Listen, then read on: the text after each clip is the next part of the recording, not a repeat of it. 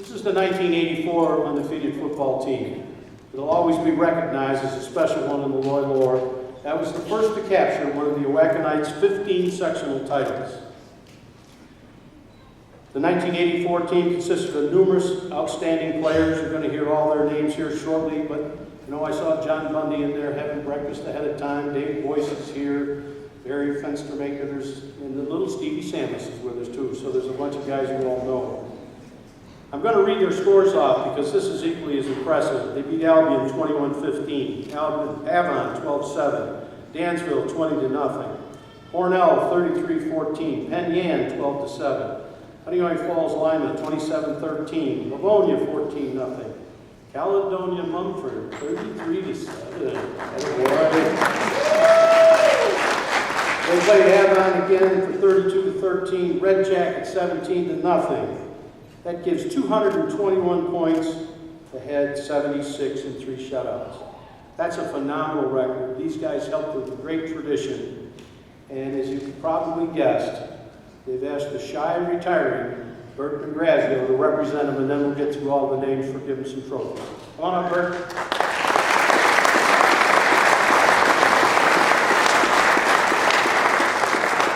How's everybody doing? I probably don't need a mic, I got a good mouth.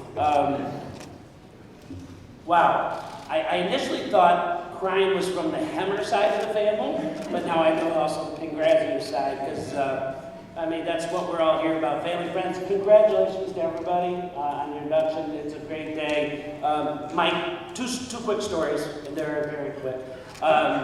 My son Ryan is 25 years old, and he says to me, he goes, so Dad, you're going to LeRoy. He goes, you've been out of high school for 34 years. What more celebrations could they do?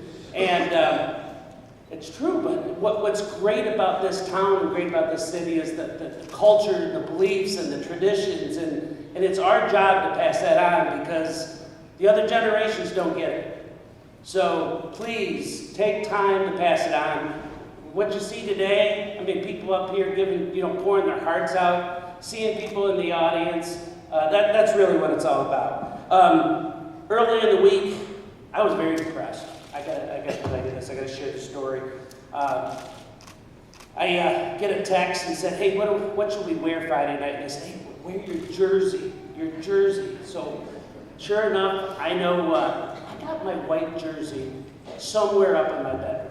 So it's been up there for 30 years. Well, I get upstairs, find my jersey, turn around. It's got holes in it here, a little bit there. I'm like, yeah, I'll wear that thing. I put it on. I almost had to dial 911. I have grown up a little bit. But anyways, what we're really here is to celebrate our team, and we talk about characteristics that make great teams. And the first one I want to talk about is setting high expectations and holding accountable. And that's really about coaches. That's the job of a coach. So we would like to say on behalf of all of us, Dave Shaughnessy, Andrew Palladino, Bob Sullivan, Frank Ruane, and Jim Lumline, that tough love, they led by example, and they set the standard. I mean, winning is a habit. Unfortunately, losing can be a habit too. But all through our time, we owe it to our coaches, and we all want to say thanks. Matter of fact, I almost wanted to ask Johnny Bundy to come up, and he was going to give a Bob Sullivan impersonation, but I don't know if Johnny will do that, so we'll just move forward on that. The next thing is having great athletes, and it started with Dave Boyce, who was our quarterback and our floor general. Someone has to be the leader out there that puts people into places. And David and I have been friends and teammates since we were little. Johnny Bundy. Johnny Bundy was one block away from a touchdown every time he touched the ball. His son was there, and I pulled him aside, and I just told him a couple of stories about it. And I said, your father was a pretty incredible athlete, So, Ronnie Byer, Mr. Consistent. Our big joke, and I don't know if I'm allowed to say this, but I'll say it anyways. We had what they call the Oreo backfield, right?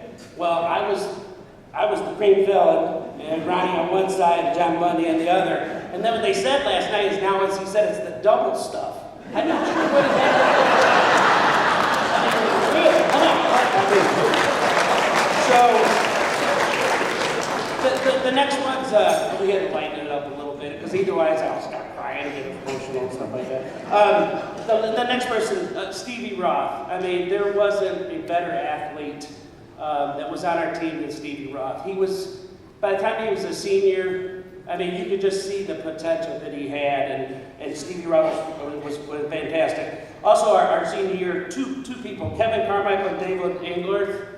We were watching, yesterday we got together at out at the restaurant at the golf course, and we watched the football game, and we talked about I think they called them the Condors, the two defensive ends that just said, talked crap every play and said, I'm going to hit you, I'm going to get in there every single play.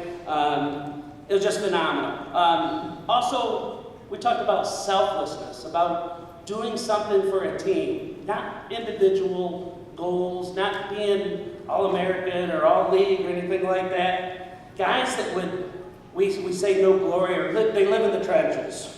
You got John Miller, you got Mike Purcell, Eddie White, Ronnie Cohn, Steve Samus, Joe Persia, Barry Fenstermaker, Crank, Scott McVicker. So all these names that I mentioned between the first half and the second half, I got this. It's actually my dad's handwriting, and it's a Pee-wee roster from 1976. And 13 of those 16 people I just mentioned, we played together since we've been 8. So just it talks about tradition and honor and stuff like that. In closing, we had 16 other teammates there on the team. You know, the tough thing about being up here is you're going to forget about somebody. That whole team was special. You know, when last night, it all started with Barry Fenstermaker running in, putting his hand up and calling a huddle. Next thing you know, we were acting like little kids. We almost got kicked out. It wasn't we were so loud, but it wasn't from drinking. It was just of having fun and just excitement. So, in closing, a little quote from a guy that's a little popular, legendary coach called Lombardi. He said, I firmly believe that any man's finest hour, the greatest fulfillment of all that he holds dear, is the moment when he has worked his heart out in a good cause and lies exhausted on the field of battle, victorious. Our team in 1984 did that, and we was awesome. And guys, just so you know, last night was awesome. I hope to have a great weekend, and we accomplished something that was extraordinary, and I love you guys.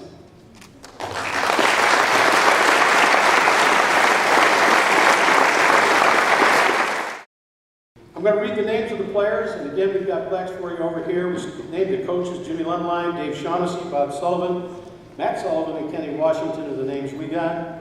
Then there's Ron Byers, David Boyce, Kyle Brownell, the infamous John Bundy, Kevin Carmichael, Ron Cohn, Rick Prinkovich, Dave Engler, Barry Fenstermaker, Joe Frederick, Jim Hayward, Leonard Kasort, Mark Longany, Gary Luscombe, Mike McAvoy, Scott McVicker, John Miller, our spokesperson Bert Grazio, Joe Persia, Jerry Powers, I saw his dad here, played for Jim Bukowski, a great guy, Joe Persia, Dan Purcell, Mike Purcell, Steve Roth, Steve Samus, Mike Shepard, Mark Steinmetz, Jim Teets, I believe it is, Ed White, and Scott Zimber. That's your 84 undefeated Hall of Fame.